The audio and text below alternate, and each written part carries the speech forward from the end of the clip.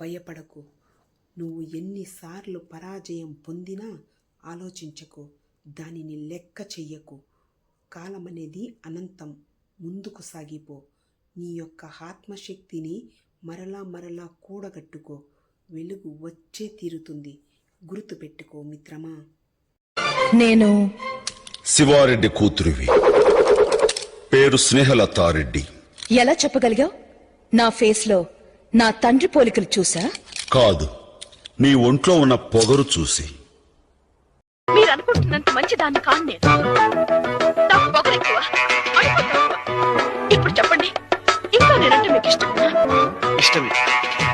కట్టుకుంటే నిన్నే తప్ప కట్టుకోని నేను మాట్లాడితే నాన్సెన్స్, నేను నవ్వితే న్యూసెన్స్.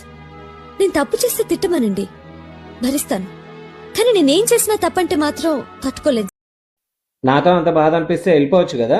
నో, నీతో ఉన్నప్పుడు బాధపడినా పర్లేదు, నేను వెళ్ళిపోయిన తర్వాత నువ్వు సంతోషంగా ఉంటావు చూడు, అది చూసి నేను తట్టుకోలేను. అస్సలు జరగదు, నేను అస్సలు వెళ్ళను. నేనేం పాపం చేశాను, నాకే ఇన్ని కష్టాలు వచ్చాయి.